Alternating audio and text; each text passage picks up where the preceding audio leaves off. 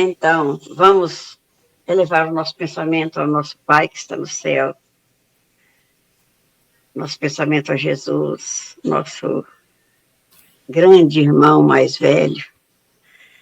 Vamos pedir para que nos oriente, nos dê muita sabedoria para entender o significado do que for estudado hoje. Pedir também a Jesus que nos torne cada dia mais mansos, mais humildes e mais compreensivos com as coisas do nosso mundo aqui na Terra. Vamos agradecer também por todas as bênçãos que Jesus tem nos colocado na nossa vida. Uma das bênçãos é essa, a possibilidade de estudar à distância. Que, às vezes, se fosse de perto, não teríamos como. Mas então, agradecemos muito a Jesus por isso. Agradecemos a Deus e, então, vamos iniciar a nossa leitura de hoje, o nosso trabalho de hoje. Que assim seja. Que assim seja. E assim seja. Nós estamos no capítulo 17, Doutrinação ou Diálogo Fraterno. Na semana passada nós vimos uma sessão mediúnica. O José Sampaio. Pois Opa! Bom dia. Bom dia, Sampaio. Seja bem-vindo. Pois é, me excluíram hoje, né? Bom dia. Aí, ó, mais gente notou, tá vendo? Eu já tinha falado até.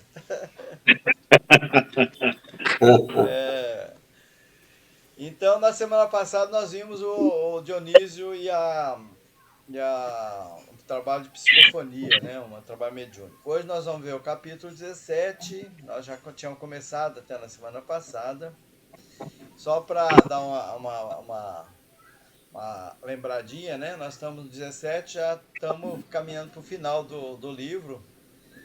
E se todos estiverem de acordo, na próxima nós vamos ver a continuação do André Luiz, que é Obreiros da Vida Eterna, né? Nós já vimos Nosso Lar, Os Mensageiros, Missionários da Luz, e o outro é Obreiros da Vida Eterna. Aqui está até um resumo. São 12 livros, né? A coleção André Luiz. 44, 44, 45 e 46 é o ano. Esse que nós estamos vendo saiu em 45. Curiosidades, né? Pra gente lembrar. Então, no Obreiros da Vida Eterna, nós vamos ver a questão do desencarne. Bom, 5 colaboradores que desencarnam e o André Luiz vai acompanhar esse desencarne e vai passar para nós. Bom, hoje nós estamos vendo Diálogo Fraterno, Doutrinação. Nós vimos começamos na semana passada, né, que eles, uma mãe aflita, né, afetuosa, diz, né, procurou Alexandre para pedir a ele ajuda para o filho que estava prisioneiro das trevas, né, prisioneiro de poderes sombrios.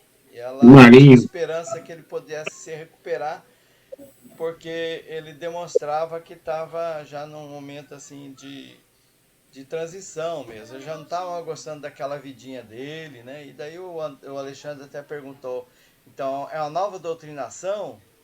E ele explicou que sim, né?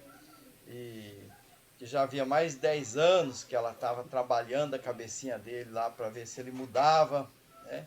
Assim, através de intuições, o sonho e tal, né? De sair do mau caminho de maneira indireta. E agora ela estava percebendo que ele poderia sair dessa. Então ela disse que ele ainda estava aceitando, né, sugestões malignas dos infelizes companheiros. Eu grifei essa palavra infelizes companheiros porque é a forma carinhosa que sempre a espiritualidade trata a todos. Muitos de nós aqui, né, talvez até a maioria, somos também infelizes companheiros. E é bom a gente ser tratado como companheiros, né, do que do que a gente se trata aqui, né? Quando a gente vê um criminoso, como é que a gente fala? Então a gente melhorar a nossa forma, né, de vibração, né, e lembrar do Evangelho de Jesus, e inclusive o nosso Evangelho segundo o Espiritismo, que fala da caridade para os criminosos, que somos todos nós. Né? Todos nós somos criminosos. Do passado, do presente, às vezes até do futuro ainda. Né? Então a gente se tratar mais amorosamente. E a espiritualidade Amar o é isso que próximo como a vai si ser. mesmo, né? Hein? Amar o próximo como a si mesmo. Isso, amar o próximo como a si mesmo. Fazer o bem àquele que ele quer mal, né? Que é Isso. o mais complicado. É a nossa luta aqui dentro É a para a nossa gente se luta. melhorar cada dia que passa, né, Paulino? Que às vezes a gente vê no meio, em todos os meios, né, religiosos, inclusive espíritas, pessoas falando sobre os nossos companheiros infelizes de uma forma assim muito dura, né? Como se a gente fosse o santo, o É, santinho. Então ele disse que ele estava sentindo tédio, né? Quer dizer, ele tava cansado daquela coisa, né? Dele ali. E, e às vezes ele até se isolava um pouquinho, né? Tentava uma prece. Então ele estava nesse processo e ela falou: talvez agora é o momento, né, da gente conversar com ele e para ele poder sair, né? Eu venho muito sofrendo muito pelo meu filho que desviou da estrada reta e queria que o Senhor me concedesse essa graça de reintegrá-lo à senda do bem. Então a mãe dele era uma pessoa que já estava num patamar superior a ele, né?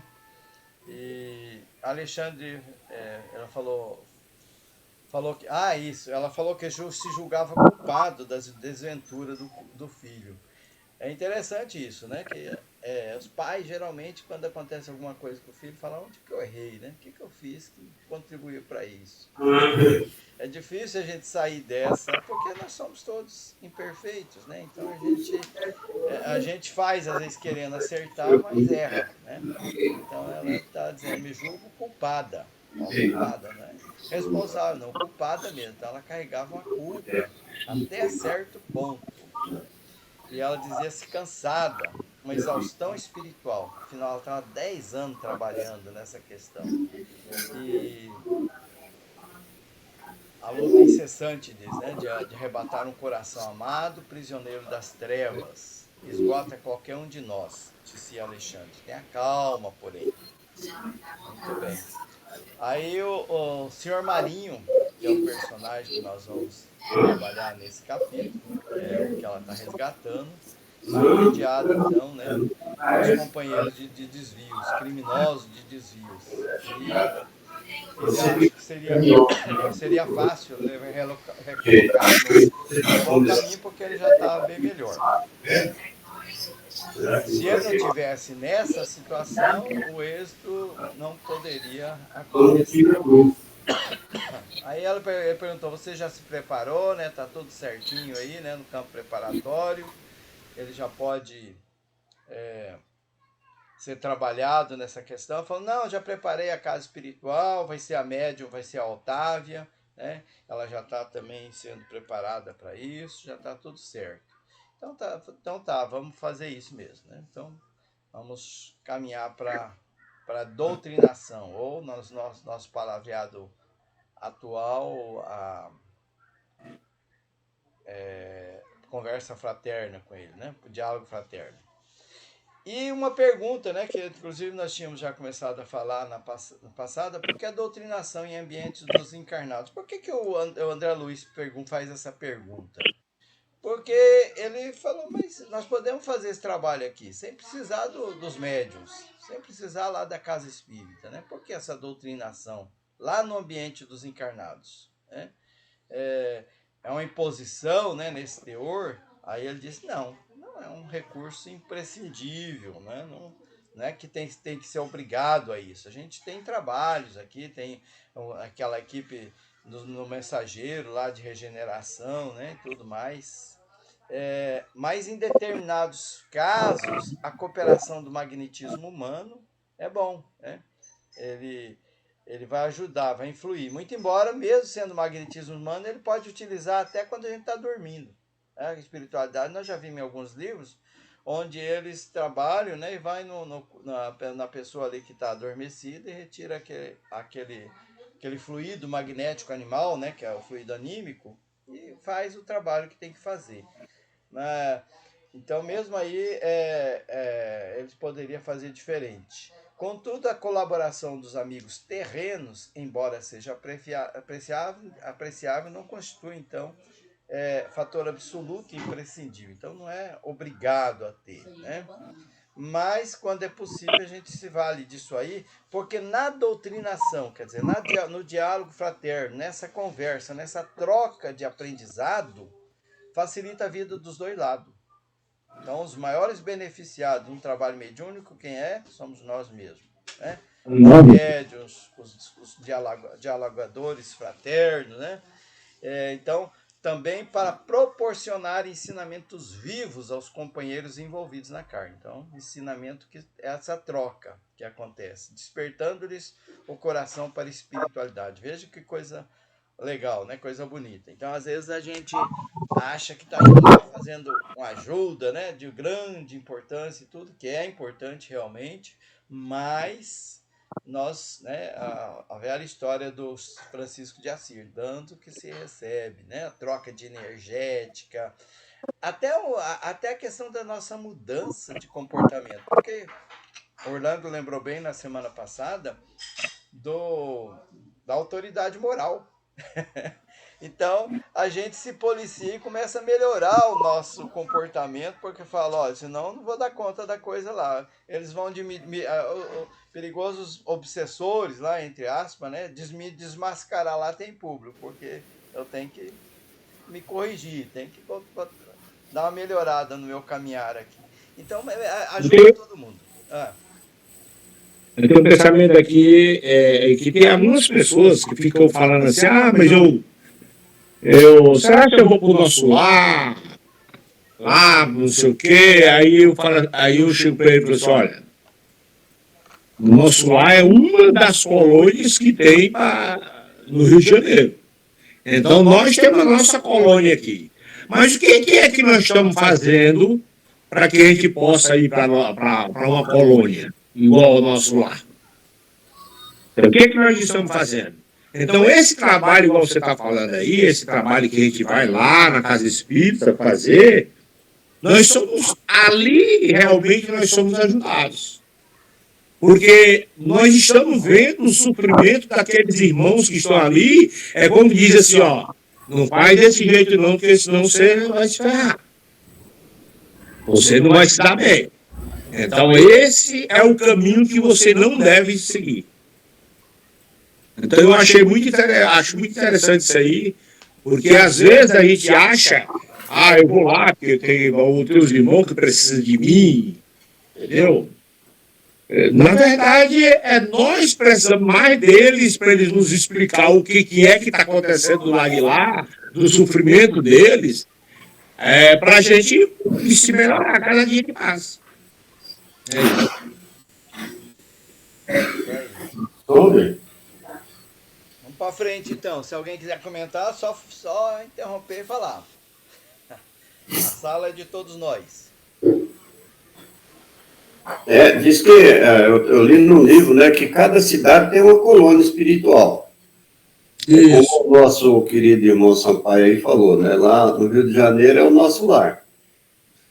Colônia do nosso lar. Aí, o Brasil inteiro, acho que o mundo inteiro fala assim, se eu amanhã depois desencarnar, eu quero ir lá para o nosso lar. O nosso lar, ele é projetado para receber os moradores lá do Rio de Janeiro. E também não é totalmente todo o nosso lar, que é uma cidade assim de espíritos só evoluídos, né? Tem aqueles que são levados lá, são tratados, estão em processo de recuperação. Aliás, é o que mais tem, né? Porque tem as favelas, tem os morros lá no Rio de Janeiro, né? Tem muitos problemas lá, né? Como toda cidade brasileira tem, né? Então, os espíritos são... As cidades, que essas colônias são criadas para facilitar a vida dos benfeitores, quando eles levam os espíritos para serem tratados nas colônias espirituais. Por exemplo, aí em Palmas mesmo, em cima, bem para cima, tem uma colônia espiritual que recebe os nossos irmãos aí de Palmas, para facilitar o trabalho. Agora, lógico que depois tem os mundos, né? Mais elevados, menos elevados, e os espíritos vão mudando de categoria, né? Aí não tem essa de colônia, mas a colônia, ela é projetada para isso aí, para resgatar espíritos que saem aqui da crosta terrestre. O posto é um hospital, né, senhor? Segundo o que eu li, né? A gente lê os livros e convive também, né? Eu, por exemplo, lá no nosso trabalho, volta e meia, a gente coordena o trabalho mediúnico lá e a gente recebe uma informação que trouxeram componentes de uma colônia espiritual para presenciar o nosso trabalho. Então, sempre impressionante, né? E outra coisa interessante sobre isso aí, sobre essas colônias, é o seguinte: muitas pessoas pensam assim, igual eu estava falando, assim, eu queria para o nosso lado. Não, você vai para onde você tem afinidade. Então, se eu estou aqui em Palmas, os meus, o que me liga é tudo aqui em Palmas, eu vou para a colônia que está aqui. Aqui, com certeza, aí no plano espiritual. Agora, se eu tenho a minha, porque tem gente que tem, por exemplo, eu saio lá do Nordeste, eu venho lá do Nordeste, estou aqui em Palmas.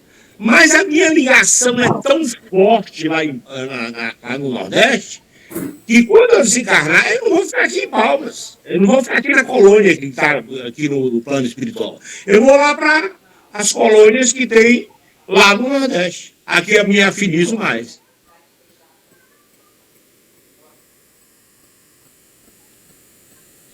Muito bem.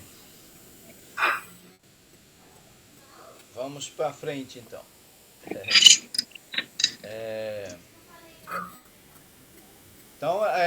Então, para encerrar esse fato aí, o mentor então disse assim: ajudando as entidades em desequilíbrio, ajudarão a si mesmos, doutrinando, acabarão igualmente doutrinados. Né? Então, André Luiz recebeu então essa informação, né? Então ele passou a entender melhor essa questão em todos nós. Por que permaneceria um espírito iluminado em serviços consecutivos por alguém que se comprazia nas sombras? Seria justo acorrentar corações maternais a filhos impenitentes? Então aqui vem um outro questionamento, né? Poxa vida, por que essa mãezinha estava sendo punida? Né? Porque de certa forma ela estava sendo, né, sofrendo com aquela situação. Por quê? Né? Que ela merecia passar por essa situação, né? Qual que é essa questão? Aí eu de novo, né, o Alexandre veio explicar. A dedicada amiga que nos visitou é uma pobre mãe em luta depois da morte física. E daí ele perguntou, mas do que se refere, né? Por que essa intercessão? Porque lembra que nós já falamos sobre intercessão em outros estudos, né? Alguém fazer um pedido ou atuar para ajudar o outro, né? Eu não estou atuando em meu próprio nome, mas em nome de outra pessoa. Tem até tratamentos, né, na casa espírita que a pessoa faz. Meu esposo não quer ir saber na casa espírita, mas a encrenca está grande lá em casa. Minha esposa não quer, ou meu esposo.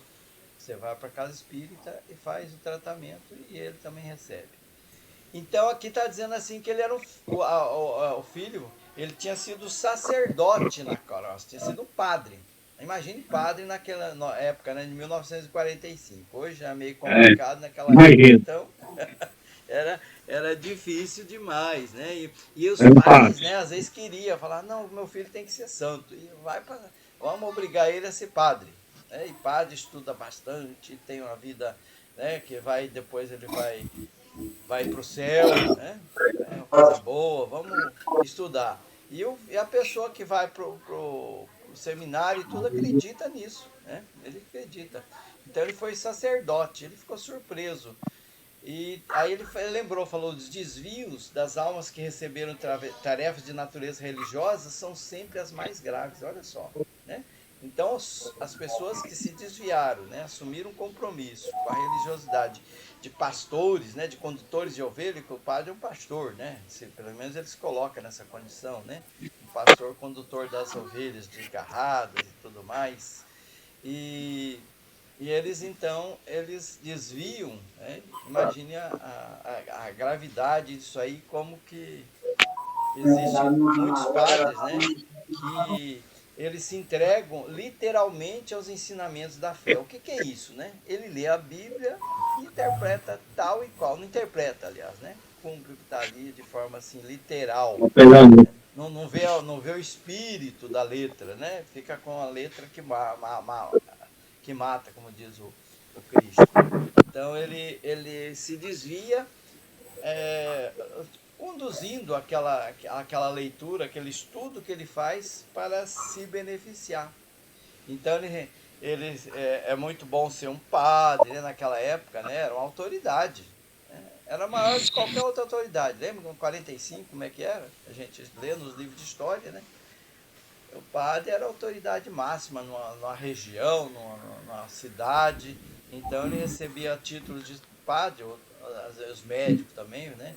E sem amor ao trabalho de curar, ele diz aqui, né? Ele recebe, como os médicos que recebem o título apenas porque é importante ser doutor, né? Ser chamado de doutor e tudo mais, mas não leva aquilo a sério, né? E o sacerdote também, ou advogado, ele faz comparação também, né? Que não defende, não se coloca para defender o que é justo, né? O que é moral. Então ele se coloca naqueles cargos de poder para poder ter vantagens, né? Honrarias humanas, interesse imediato. E quando eles partem daqui, que é a existência nossa, 80 anos perante a eternidade, né? Parte para lá, aí o doloroso fracasso de consciência, né? A consciência acusa. Nós estávamos até lembrando na quinta-feira, né, que é o estudo, onde que está a lei de Deus? Na consciência. Então não tem como você fugir da lei de Deus, não. Está ali presente, te acompanhando. Aonde você está, ela está. Onde eu estou, ela está me acusando. Né? A lei de Deus está presente. Então, doloroso fracasso da consciência. Então, ele está aqui na terra sendo honrado, né? Sendo homenageado, sendo obedecido, né? Habituados, porém, ao incenso dos altares, as pessoas todas submissas àquele padre, e não reconhecem, na maioria das vezes, a própria falência, que ele está ali e dentro dele, né, a coisa não está funcionando bem, né? Tá? Como diz o Jesus, né? Igual a quais túmulos caiados por fora e podre por dentro. Então ele prefere o castelamento na revolta lamentável que converte os gênios da sombra então ele está sendo seduzido, né, por entidades trevosas. E essa condição, né, é uma questão assim, né, que todos os homens e mulheres, né, que reencarnam com inteligência, né, com aquela facilidade de aprendizado e tudo mais, e que se desviam do caminho da edificação moral. Então, eles têm muito conhecimento, muita cultura, mas não é aproveitada para o bem próprio, para o bem do próximo. E aí essas pessoas cultas, né, elas fogem dessa virtude de se edificar, né? Elas estão sempre comumente ali, né? Então a maioria das pessoas é comum elas receberem, né, essa dádiva, os talentos que Jesus lembrou, do conhecimento, da inteligência, da boa da facilidade de aprendizado, né? Aos livros e tudo mais, e não usa para virtudes edificantes. Então elas são acostumadas à vida fácil, né? Os prazeres da terra, as vantagens que aqui Mas depois que parte para lá, os problemas vêm, né? Vêm cobrar. E a lei de Deus, como nós dissemos, né, está dentro de nós. A cada um segundo as suas obras. A cada um segundo as suas obras. E daí vem a cobrança interior, né, e eles são atirados, né, pela própria consciência às trevas. Né? Então, ele diz assim que uma elevada porcentagem dos ministros de várias religiões acontece isso. E a doutrina espírita não está de fora, não. Nós vimos em vários exemplos, nos livros anteriores, em capítulos anteriores desse mesmo livro, pessoas, né, que fracassaram, dirigentes de centro, médios, frequentadores, né, que fracassaram, chegaram lá e tomaram um susto. Falaram, mas como? Eu estava esperando ser recebido aqui com trombeta e aqui é negócio, né, tá diferente, né, do que eu esperava. Então tem uma desilusão muito grande. Né? Isso, todas as religiões, inclusive a doutrina espírita está no meio também, né? Não foge à regra nos próprios exemplos que nós estudamos anteriormente. Quando eles desencarnam, diz aqui, né? Eles esquecem dos exemplos que nós tivemos na própria Bíblia, né? No Evangelho. O próprio Cristo, que é o nosso modelo e guia, ou então Simão Pedro, como diz aqui, João Evangelista, Paulo de Tarso, são figuras que é nosso modelo. Mas para estar muito distante, não, quando ele fala assim, figuras demasiadamente distantes, fala, não, mas Jesus é Jesus. É assim, ó. Pedro é Pedro, né? Depois você pega os biscoitinhos, põe dentro dessa vasilha, né? Paulo, imagine que você leva lá para a vizinha que trouxe almoço para você. Então, a gente sempre fica procrastinando o momento da gente dar o nosso você põe na vasilhinha e leva lá para ela. De sacrifício, de entendimento.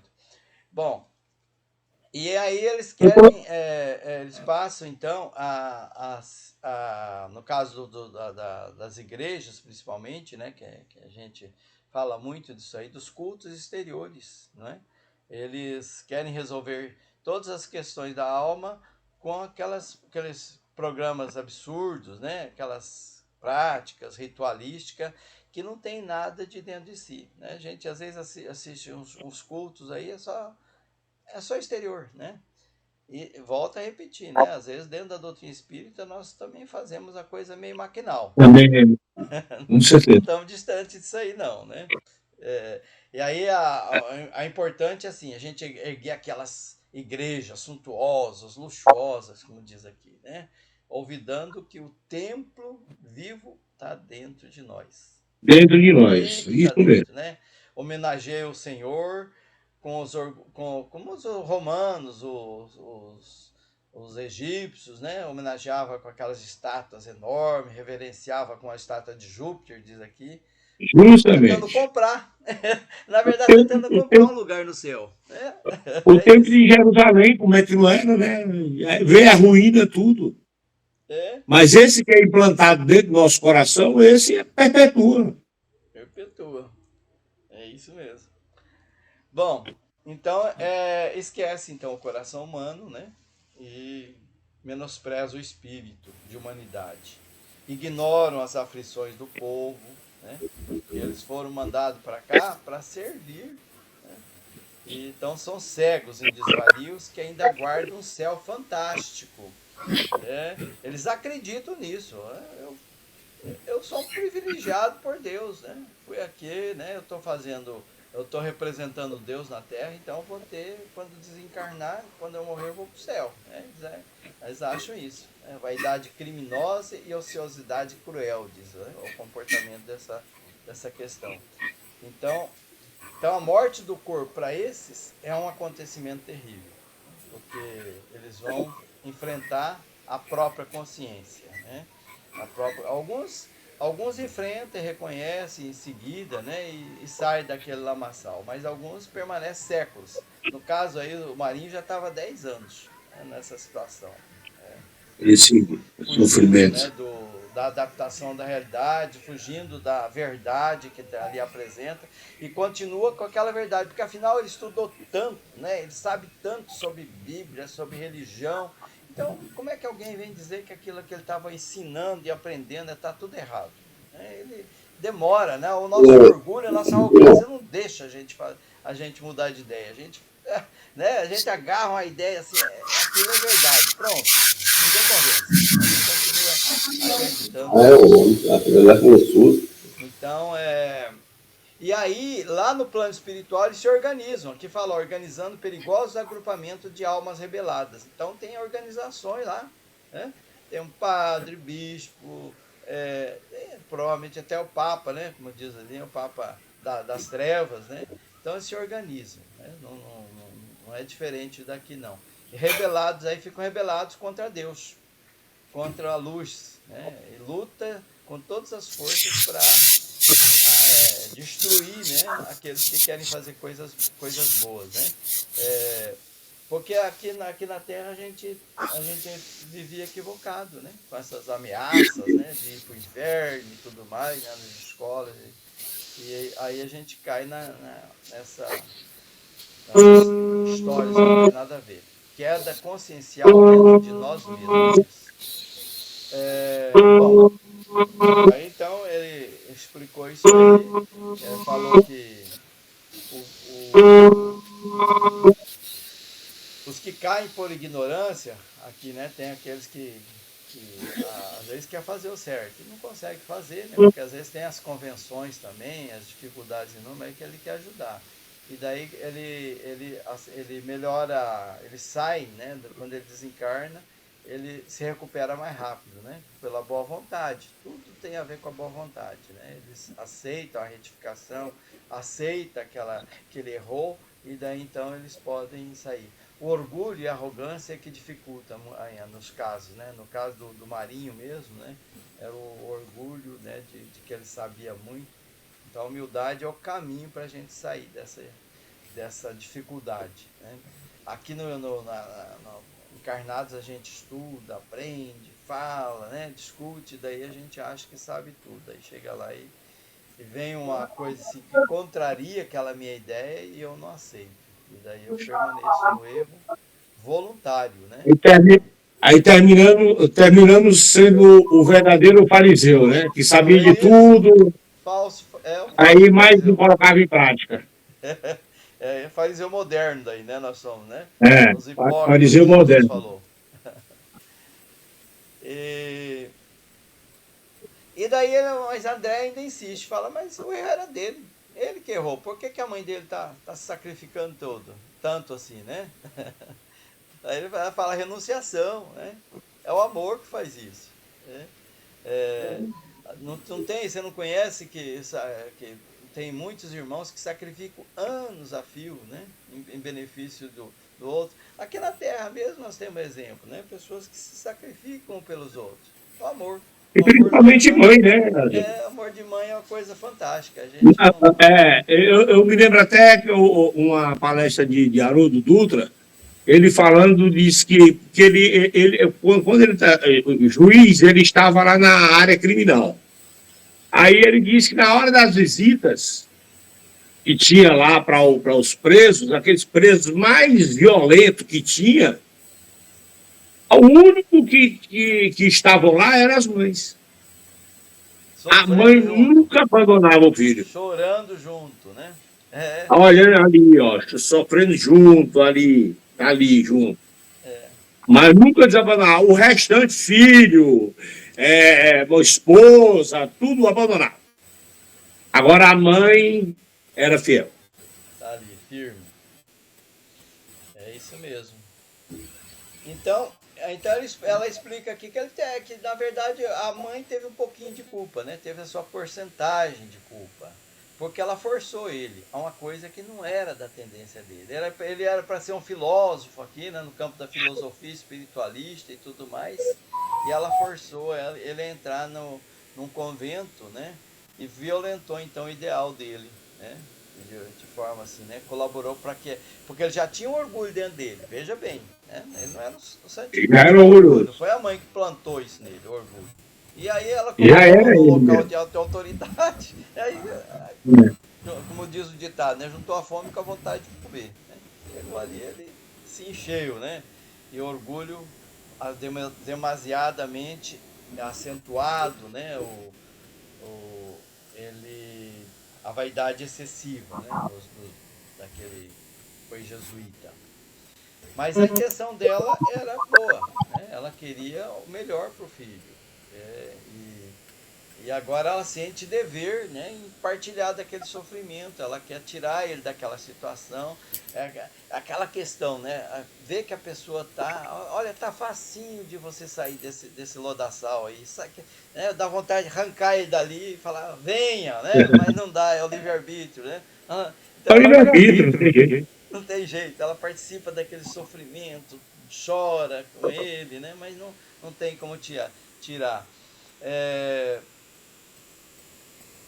E aí também a culpa, né, do filho. Ele também, o Alexandre pergunta, mas a culpa dele é tão grande assim, né? Ele já não estava assim mais preparado, conveniente preparado para isso. Aí ela diz assim, ó, a mãe dele errou pela imprevidência, né? Ela não previu isso aí, né? E ele faliu pelos abusos criminosos. Ele tinha oportunidade de fazer muita coisa boa ali, mas ele faliu porque se deixou levar pela tentação. Tentação é uma coisa que acontece com todos nós, né? E o tempo todo, diariamente, a gente está sendo envolvido por grandes tentações e pequenas tentações. Uma coisinha aqui, outra ali. É orar e vigiar que Jesus sempre colocou, né, para a gente. Então, a porta, né, do castelo está aberta. Quem quiser usar, que use. Ele até usa essa comparação, né? Está ali. Você que pode usar. E a mãe, então, ela está se retificando, né? Está se corrigindo. E o filho vai espiar pelas provas que ele passou, né? Então, os dois ali estão trabalhando para o próprio progresso espiritual, né? Então, eles estão nessa situação. Então ali tinha 4 entidades, né, que estavam ali, que era Alexandre, a mãe, um companheiro de trabalho e o próprio André Luiz. E para fazer aquele trabalho de recuperação, né, de encaminhamento do Marinho, né? O Necésio é o responsável pelo Marinho que estava acompanhando ali, né, E por que escolher Necésio? Porque ele também foi um padre, só que ele estava reabilitado. Então ele tinha um padrão vibratório, uma afinidade para poder conversar melhor com o Marinho. O Marinho, em um momento, ia ver Alexandre e o André Luiz, né? Eles iam ficar ocultos, né, pela questão vibracional, e até para facilitar o trabalho deles, eles não iam aparecer, ia ajudar o tempo todo, ia irradiar ideias para eles, e magnetismo, trabalhar bastante essa questão magnética, mas ele não ia estar junto. Então eles se dirigiram lá para conversar com o Marinho numa igreja. Olha só, uma igreja no plano espiritual, uma igreja, uma construção antiga. Você vê o tanto que o trabalho da espiritualidade, o tanto que é perfeito. Aí, nesse caso aí, vem outro sacerdote para conversar com ele. Porque eles dois entendem, eles dois é mais fácil entender do que uma pessoa que já não é da mesma doutrina dele. Aí eu me lembro que não me recordo, foi o livro que eu li, ele falando assim, que muitas vezes aqueles caboclos, sabe, aquelas pessoas que são mãe de santo, eles são trazidos naquele momento porque aquela pessoa também era daquela corrente. Então, para isso, que ele tinha argumento para falar, ela se identificava com ele. Aí ela conseguia trazer ele, porque tem muita gente que imagina que, por exemplo, a Umbanda. Não, isso ali é coisa só coisa ruim. Não, pelo contrário, tem muita gente no plano espiritual que são da Umbanda, que são espíritos evoluídos. São espíritos que estão lá trabalhando justamente para tirar esses que estão com essas mentalidades ruins aí, maus. Aí é o seguinte, eu também tinha até um áudio, né? Um áudio daquele Nazareno lá do Rio de Brasília. Ele faz uma palestrinha, né? Então diz que o doutor Bezerra de Menezes estava com muita dificuldade para trazer um cabra para a luz, né? Cabra era os os assecas do Lampião, né? Do Lampião. E o Lampião disse que gostava muito do Dr. Bezerra de Menezes, bastante. Só, lógico, luz ele não tinha, né? Mas sempre prestava algum serviço nesse sentido para ele. E aí, então, diz que Bezerra de Menezes socorreu a ele, né? Pedindo para ele, para Lampião, ir lá trazer esse cabra para poder ser regenerado, ou ele socorrer ele, né?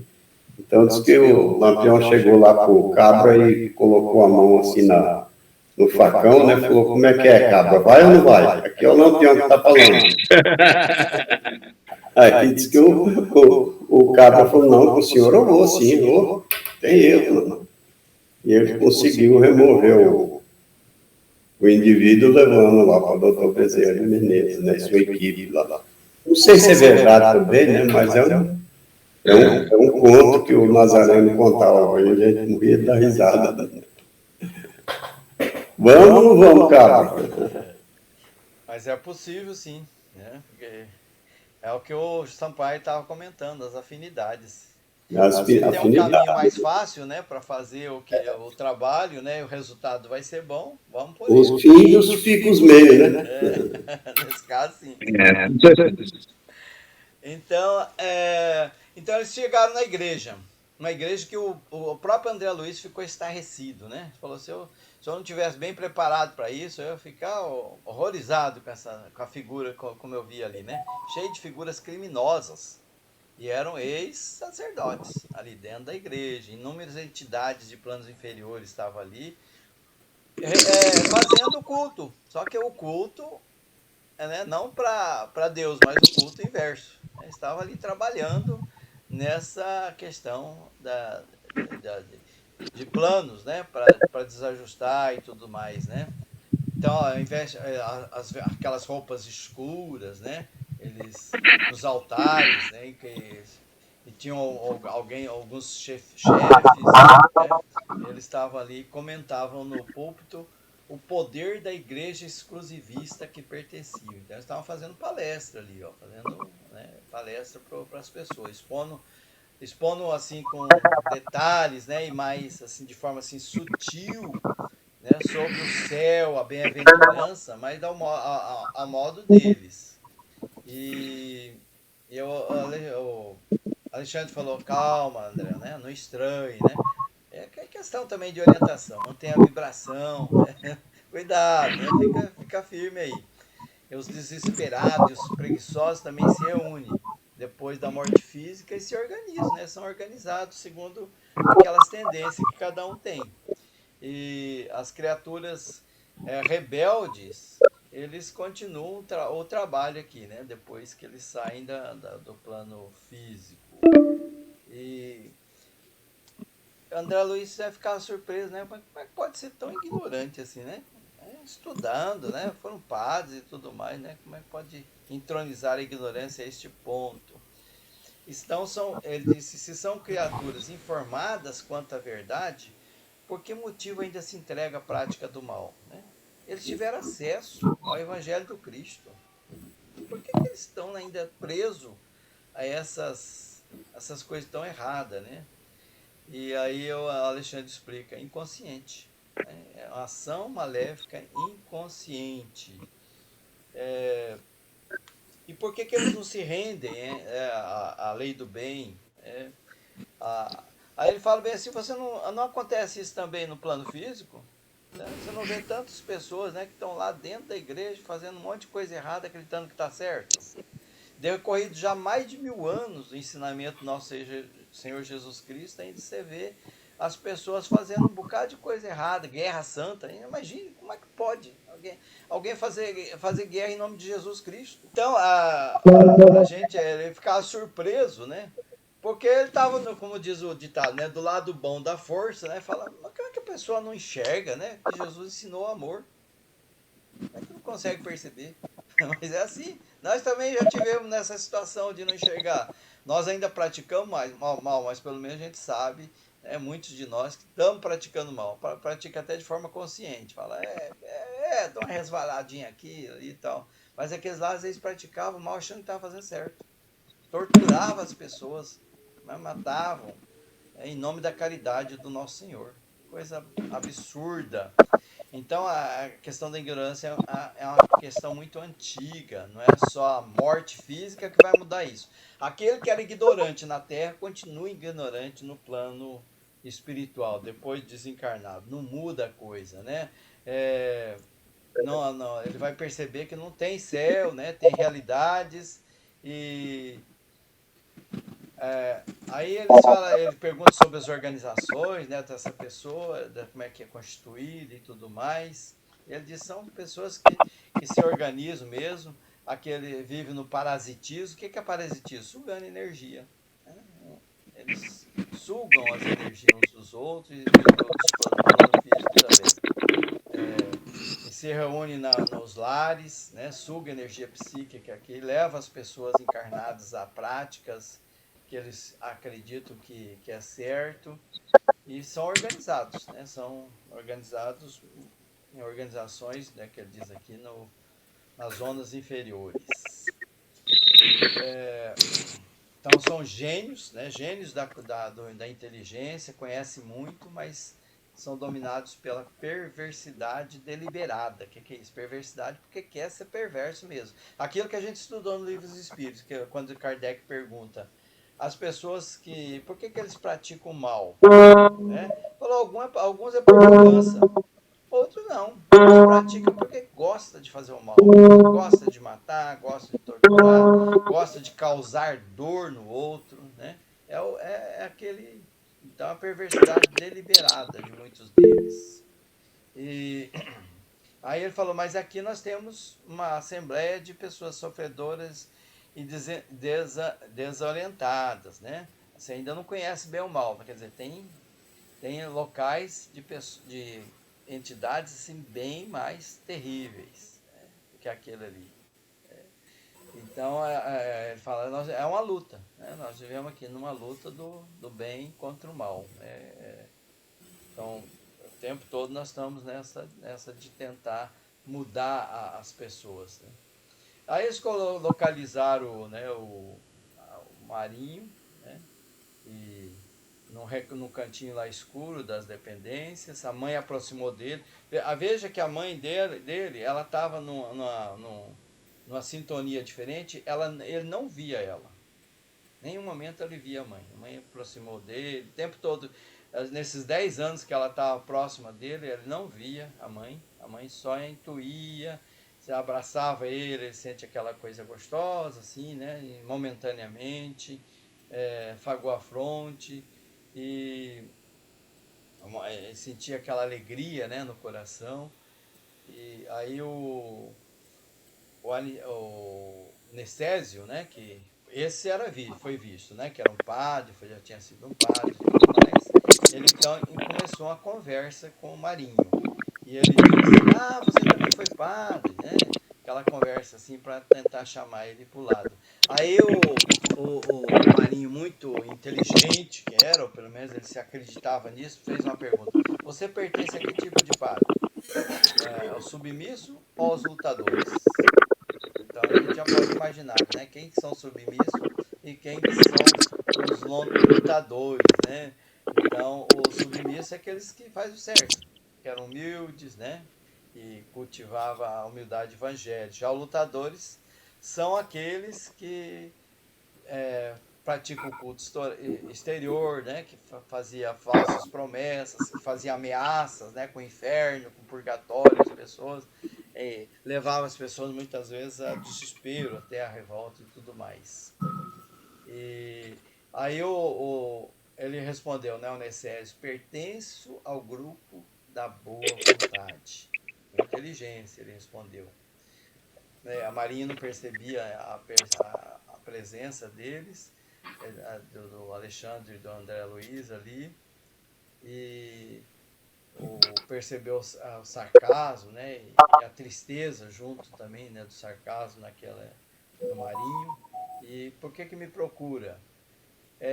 Aí ele falou, não, eu soube que você está passando por dificuldades, né, íntimas, e eu também sofro disso, né, para criar uma aproximação, né? Ele também se colocou na mesma condição do Marinho, né? Eu também venho sofrendo a dificuldade de conhecer o bem, o cansaço na permanência no mal.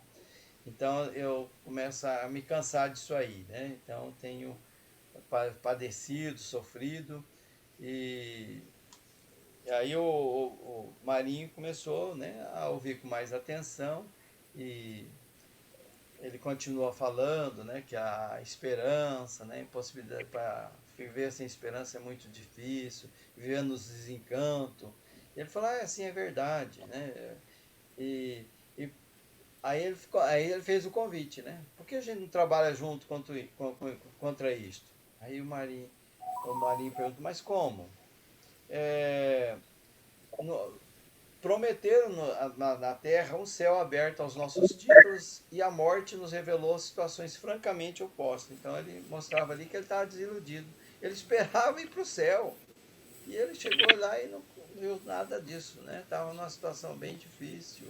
A gente ensinava, fazia todos os sacramentos, cumpria todos os ritos da igreja, fomos revestidos de poder, confiaram dominações, né? E agora que a gente se vê humilhado, né? Como é que você acha que a gente pode sair dessa, né? A quem a gente... Oi? Essa parte aí que você falou aí, eu achei muito interessante, assim. Quando ele falou que ele esperava que ele ia para o céu, né? Você vê quantos de nós, até espíritas, né? Que acha que por chegar aqui eu vou, como eu falei, vou para o nosso lado. Eu vou trabalhar, tô lá inclusive vou trabalhar lá, vou ser muito bem recebido. Eu vou até trabalhar, vou fazer igual o André Luiz, chegar lá, vou ser médico logo. Vou ser muito bem recebido lá. Porque ele era médico, achou, não, aqui vou dar médico, vou ser médico também. Quando eles colocaram com duas pessoas juntos, já o que ele estava falando para a mulher, ele falou, aqui não está dando para mim, não. Aqui eu tenho que buscar lá, a faxina mesmo. Então, assim, você vê o tanto que é importante essa parte aí, que quantas doutrinas que tem, quantas religiões que tem, que prometem esse céu para as pessoas, né? A própria Igreja Católica promete esse céu, e eu fico assim, tem gente que a pessoa nem se interroga, nem começa a pensar, meu Deus, como é que eu vou lá ficar tocando harpa? Eu não sei nem tocar harpa. Como é que eu vou ficar tocando harpa lá do não sei o quê, igual eles falam? Não, você vai para o céu, contemplar os anjos, lá dentro com os anjos. Poxa, seria muita ignorância de imaginar uma coisa dessa, porque Deus é tão justo. Se fosse assim, Deus era injusto. Ou uma pessoa morreu só pelo fato dele ter morrido, vai para o céu. Quando vê uma criança, porque uma criança que está ali dentro do caixão, um anjinho. Não sabe quantas encarnações aquele anjinho já teve para se melhorar, né? Talvez faltar aquele ali para algo que pode ter passado de vidas passadas, né? Então, você vê, aí ficam prometendo mundos e fundos para tanta gente, e eles chegam lá com essa consciência. Sabe? Com essa consciência de chegar e falar assim, não, eu estou indo para o céu. Me prometeram isso. Foi isso que eu estudei. Tem os espíritos que desencarnam recém-nascido, né, que são as criancinhas, e recebem o nome de anjinhos, né, mas às vezes é um bruto de um obsessor, é um espírito que aprontou muito, né, e aí desencarna, como era a criancinha, não deu tempo de fazer mal, cometer nenhum pecado, é anjinha, enterra lá, dali a pouco está fazendo milagre. O pessoal encosta lá no túmulo, lá tem um túmulo de um anjinho que foi enterrado lá, que está fazendo milagre. Você pede para ele te atende. Aí fica fazendo ele sofrer mais ainda, né, Sérgio? Sofrer mais ainda. Na verdade, anjo não tem nada. Porque ele vai sofrer mais ainda, porque ele não dá conta de fazer nada. Que ele vai... Aí fica pedindo para ele, porque ele é um anjinho. É interessante essa parte mesmo. Muito interessante. Muito bem, nosso tempo está acabando. Shirley, seja bem-vinda, Shirley. Mas meu relógio me enganou. Eu achei que era 8h30 agora. Depois eu mando o link Antes do vídeo tarde para do que você. nunca, Shirley. Sem problema. Eu assustei. Eu falei, gente, mas tá errado. E agora você pede para ela fazer a prece de novo. Você quer fazer a prece para nós, Shirley? Ah, não, quero não. Então tá, você faz a prece então? Nós estamos terminando nosso horário, talvez não dê para terminar nem a prece, mas Mas vamos pedir a Mas Deus, a eu Jesus, que Mas nos eu vou ampare. tocar, primeiro para ele fazer a prece, eu vou tocar a oração de São Francisco. Oba! Tá bom. Opa! Ótimo! Mestre amado Jesus, Senhor, envolvido por esta canção maravilhosa, fazer instrumento pedimos de nesse instante uma limpeza espiritual em nossos lares. onde houver ódio, E esta manhã produtiva, com esse estudo mais maravilhoso ainda, possa pelo leve o nossa coração, onde houver nossas vidas para melhores. eu leve a Os união, doentes que estão enfermos, onde houver nesse instante receba um passe de luz. A presença de São Francisco, nosso querido mentor espiritual, envolvendo a que eu procuro paz, Deus, Jesus nos abençoe. consolar, que ser consolar, compreender, que ser compreendido, amar, que ser amado, pois é tão esse é perdoando que se é perdoado e é morrer que se vive a